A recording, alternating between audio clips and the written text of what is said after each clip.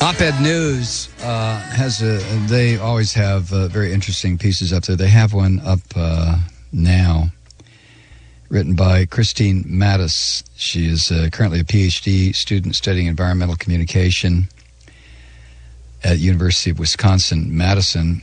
She's also a TA in biology and a member of the TA Association. And she's written a piece that the header on it is "Enough Equivocation. Obama and his Democratic comrades are right-wing Republicans."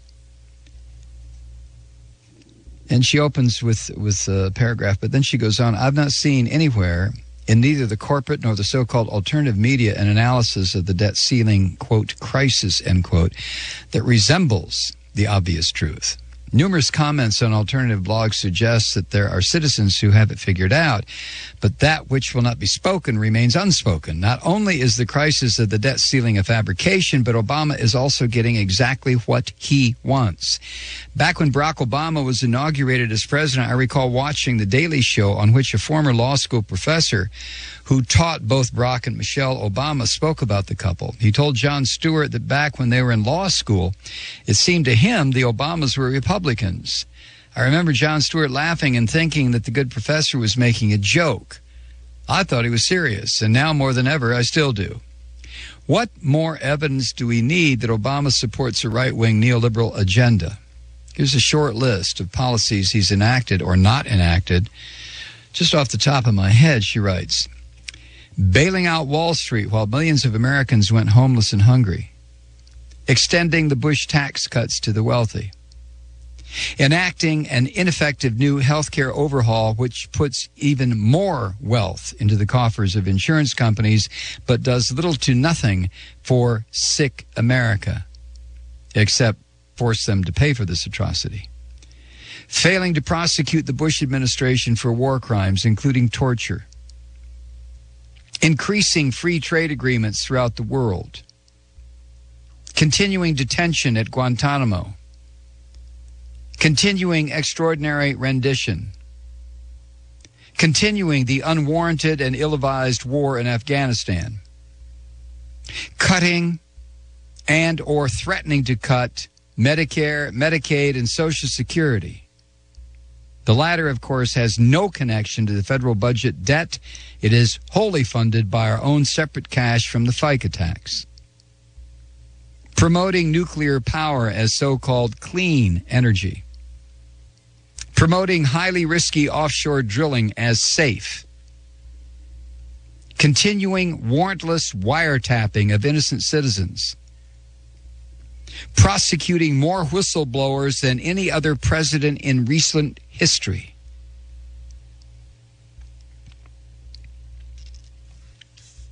These, Christine writes, are neoliberal policies that support the corporate state, not the people. Obama is not, was not, and has never been a socialist. He is not a liberal.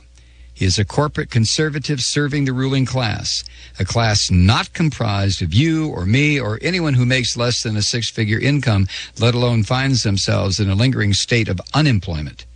Barack Obama knows exactly what he's doing. He did not cave to the GOP. He did not make concessions to, quote, the other side. He enacted policies for his side, the ruling class, the rich.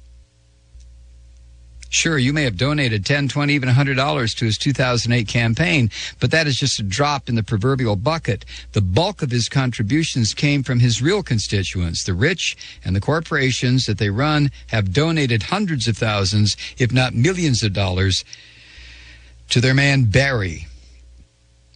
These are his people, much as George W. Bush came out and simply stated explicitly, "This is my base." Obama could have asked to raise the debt ceiling temporarily months ago. He could have utilized the 14th Amendment to prevent the issue of raising the debt ceiling from being willfully conflated with the budget deficit. He could have tried to raise the debt ceiling indefinitely, thus ending the whole debacle. He could have taken Medicaid, Medicare, and Social Security off the table. Could have, should have, would have, but didn't. Obama is not concerned with the American people who are increasingly homeless, jobless, and in deteriorating health. He is concerned with his reelection and in pleasing those who will enable his victory. by forcing this spurious emergency, so-called, with the debt ceiling, and by agreeing to a so-called compromise that takes more of America's wealth away from those in need in order to enable the ever-increasing prosperity of the 1% ruling class, he sends a clear signal that he is on their side. He is their man. It is time to open our eyes and understand that in politics, men like the eminently moral and resolute Bernie Sanders are a dying breed, and that Obama was never such a man. Oh, and another thing, Andre reminds me, what is creepy about Obama and whistleblowers is he said, I encourage whistleblowers to come forward. They came forward, and then he punished them for doing so. Yeah, I don't know how some of my colleagues in so-called liberal talk radio can be so unwilling to see this man for what he's doing. I mean, that's all. Just there doesn't have to be any personal criticism against him. Just take a look at his policies. He's a very bright man, but I'm tending to swing around to those people now who say there was no failure, there was no giving in, there was no capitulation on the part of Obama, which is what I've been saying, that didn't happen. And, you know, that's counterintuitive when you first hear it. But when you take a look back at what Obama was offering when he tried to cut the original deal with Boehner and the Republicans, when he was talking about a 4.2 or whatever it was trillion dollar cut in federal spending over a 10-year period, and he just blatantly laid everything on the table, Social Security, Medicare, it didn't matter. These are not the policy. He was to the right of the right-wingers. He made the teabaggers wet their pants because almost every one of them gets some kind of government paycheck or government guarantee or government financing on their tacky-ass little houses. Even they just about lost their bladders. But there's Obama saying, hey, tell you what, let's do this, Boehner. We got a chance here to really crush the working class. We've got a chance here to kick middle America's ass up around its shoulders so that we can get on with the neoliberal policies that I learned about at the University of Chicago, and it's time to put them into effect. Come on, Boehner, what do you say? And of course, Boehner is a drunk. Boehner looked at him like, what?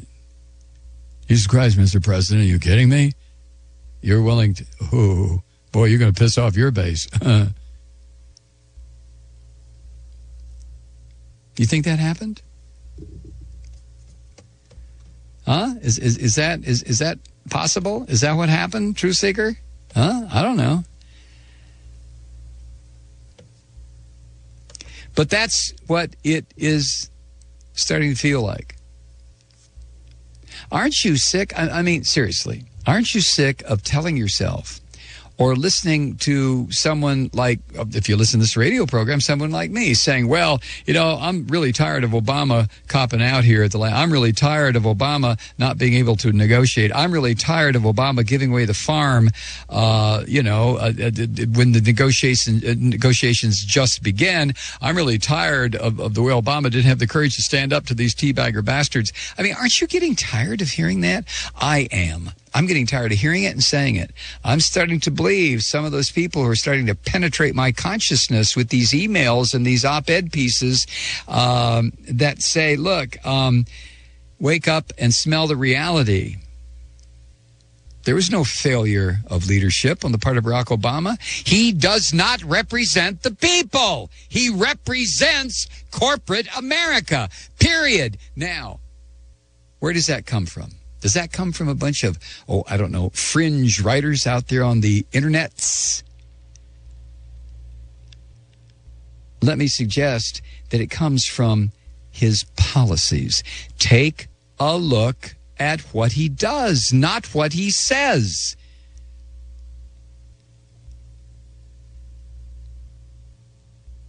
George W. Bush did exactly what he said he was going to do.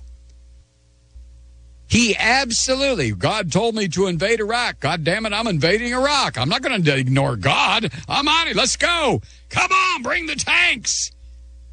I'm going to give the rich people in this country a break. That's my base. What does Obama do?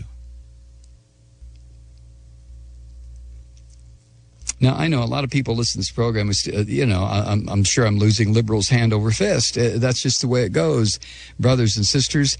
I would rather deal with a George Bush than deal with a hypocrite. I'm sorry. I'm not going for it. I am not going for it. If you want to cut and run and bail out of this program because, oh, yeah, goddamn Malloy, all he does is Obama bash, you go right ahead. Don't let the door hit you on the ass on your way out, okay? See ya. Wouldn't want to be ya. But the reason that I keep talking about this is because I'm sick, and I'm assuming that you're sick. This country is about to disintegrate. Are you not aware of that? And we have a president who abso-goddamn-lutely refuses to turn it all around. You got to wonder why. I'm not talking about usurping the legislative branch. There are hundreds of things this president can do. But he won't do it. Is that because he's a great compromiser, like I've suggested? I don't think so. Is it because he's a coward, like I've suggested? I don't think so. Is it because he's afraid of these white bastards who constantly threaten him? I don't think that's it either. I think Barack Obama, I'm beginning to think Barack Obama is exactly what his policies, what his actions show him to be. How can you avoid that, truth seeker? I mean, come on. How do you do that? I used to do that a lot. I'd listen to the rhetoric and then go vote and then go, oh, goddamn, what happened? That's not the way I thought it was going to be. What happened? I have done that. Repeatedly. Denial. No. He's got a D behind his name, or she's got a D behind her name. It's got to be okay. I'm missing something here. It's got to be okay. I know this is a long-term plan. I just can't see it because I'm just a stupid-ass talk show host out here in Boondockville. But there is a big plan here. Yeah. And you wait, and you watch. I waited for Clinton's plan. Oh, yeah. It took a while, didn't it? But we finally got the full force and value of the Clinton plan. The destruction of Glass-Steagall and the opening up of neoliberal economic policy around the globe that absolutely gutted the working class in this country. Ross Perot, remember him? He's the only reason Clinton was president the first time. Or Pappy Bush would have been reelected. But Ross Perot, what did he say? The geek from Texas. Funny looking little man, wasn't he? Too bad every damn thing came out of his mouth was the truth, huh? Couldn't see it at the time, could we? No, not back in 1990, 91, couldn't see it. NAFTA. I'll tell you what you get if you got NAFTA. You hear that sucking sound. You'll hear a sucking sound. As the jobs in this country are sucked out of America and a great big bang. Remember that? Everybody made fun of him. Remember? The reason I talk about Obama in such a negative way is not because I dislike him. I've said before 1,000,000 times, every time the man opens his mouth when I used to listen to, I just don't listen to him anymore because I know it's all BS. But I'd listen to him. I'd listen to him and go, whew, man. And I come on the air that night and just say, hey, listen, folks, we really got to continue to back this guy. He really speaks blah, blah, blah. How long can you keep doing that? How far is he into his presidency? We're at the end of the third year. I know. You can't turn things around. I don't expect him to turn things around. I expect him to be a leader. I expect him to do at least half of what he said he would do when he was running for office. Actually, I expect more than that, but that's just me. And what do I see?